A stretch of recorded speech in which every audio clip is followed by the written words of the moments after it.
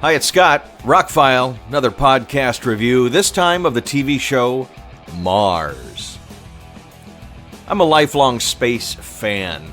Grew up on Star Trek, watched all of the Apollo missions, all the liftoffs, all the splashdowns, watched most of the shuttle missions in the 80s. I was even walking through my dorm, main common area where we had the TV, the big TV, and everybody was sitting around watching the launch, and I just happened to be there on my way to class when the Challenger tragedy happened. But I took 2 years of astronomy in college because I didn't really want to take biology. They were going to, cut up a cat or something, and I had a cat and didn't really want to get involved in that. And it was hard. There's a lot of math. I'm not a math guy. I'm a science guy and an English guy more than a math guy. But I did enjoy 2 years of astronomy, and that stayed with me. I still look up at the sky every night. I look to see where the planets are, the ones that we can visibly see from Earth. I had a telescope for a little while. There's so much light noise these days in the cities I've lived in. There's been almost no point in having a telescope. But I still follow Science Today. If you're friends with me on Facebook, you know I post a lot of science stuff. So I had heard about this show when it came out. It was originally a TV show on National Geographic. It was produced by Brian Grazer and Ron Howard's company. Then they showed it on FX, and now it's on Netflix. Netflix just got the second season, which came out a year ago. And this looks like this will be all. I would like to see another season, but the way the season 2 ended is kind of, it's kind of a good place to stop, I guess. It's 2 seasons, only 6 episodes each, so it's a pretty short watch, actually. And I've never really seen a TV series done quite this way, this well.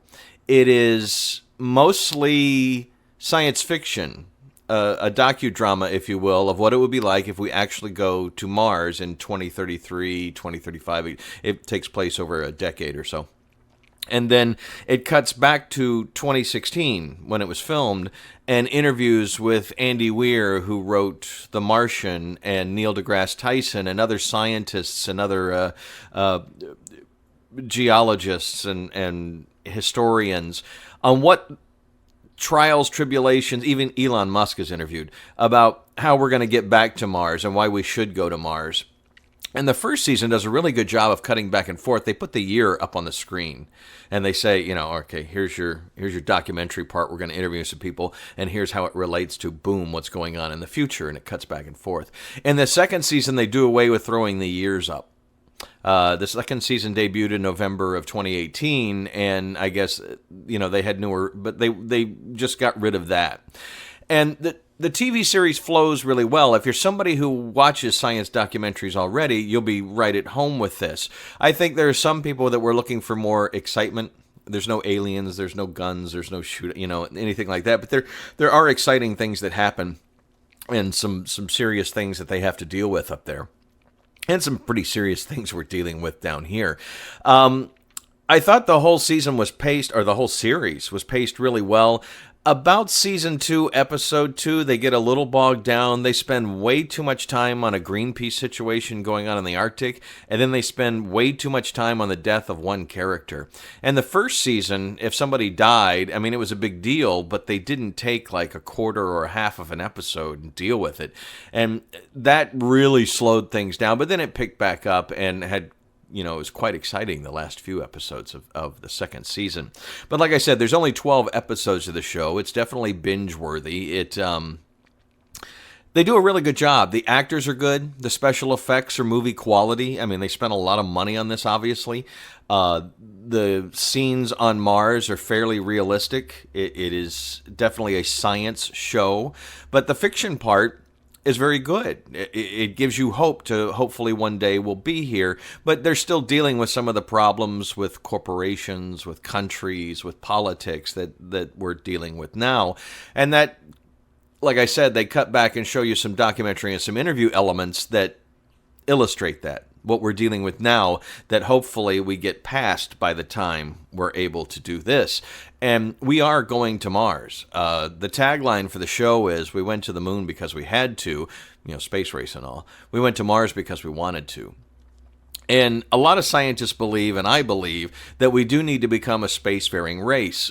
There are people out there who say, well, we need to fix the Earth. Well, regardless of where you feel on global warming or whatever, there could be a tragic event any day now that wipes us out. An asteroid, a pathogen, we open something up in the rainforest and it wipes us. I mean, this stuff could happen. It's happened several times on this planet. May not happen for 1,000 years, may not happen for 1 billion years, or it might happen tomorrow. We really don't know. And for us to move out, like if you've seen the TV show The Expanse, for us to finally colonize Mars and finally colonize the asteroid belt and start moving out into the universe gives us a better hope of survival, a better chance of survival for the human race. And I think that's one of the things they don't get too heavily into in the show, but this is important. The human race are explorers. Early in our lifespan, we had to go where we hadn't been before. That was just the thing. Now, we've been everywhere on the planet. We're trying to go deeper into the oceans now because there's some places we haven't been there. Matter of fact, there's a lot of places in the oceans we haven't been. It's amazing how little we know about the bottom of our oceans on this planet. But to safeguard the future of the human race, we need to get off planet, and we need to figure out how to live out there and find other planets and go on and explore. It's what we do. It's in our DNA. It's everything a human is to explore. At least the average human, I guess. Some people are very comfortable just being, but I'm somebody who likes to explore art and, cinema and music and want to grow and evolve. And I think as a species to evolve, we're going to have to move out into space. And Mars is a good step. We will need to be able to build things on the moon and on Mars to better get them out.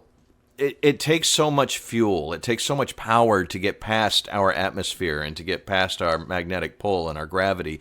It would be a lot easier if we can figure out how to do it from the moon and how to do it from Mars. If you've seen Ad Astra, there's a base on the moon that's where we launch a lot of our space missions now. In Ad Astra, we hadn't really colonized Mars too much. There's a small contingent there. But anyway, getting off topic, if you like what I'm talking about, if you like this subject matter, it's a really good show. It's really well done. Like I said, for the most part, paced really well. There's a few times you'd like, they're doing something exciting on Mars and they cut back to now and it's like, okay, well, I really wish you'd get back to the Mars thing. But for the most part, they do a very good job going back and forth, juxtaposing those two things.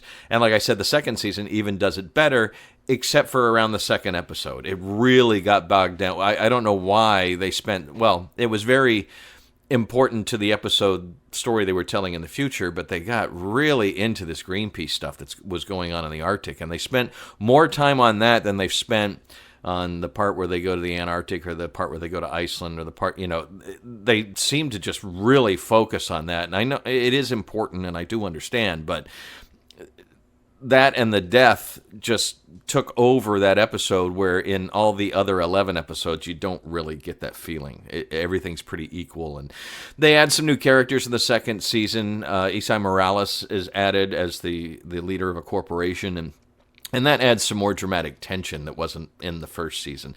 The first season's more of a hopeful scientific expedition, but then corporations get involved, and like I said, more politics. And the show does become a little more nuanced and a little more deep in the second season. But overall, if you like sci-fi stuff and you like real science, you're going to dig Mars. Like I said, it's available completely on Netflix now, both seasons, all 12 episodes, so binge it as you wish.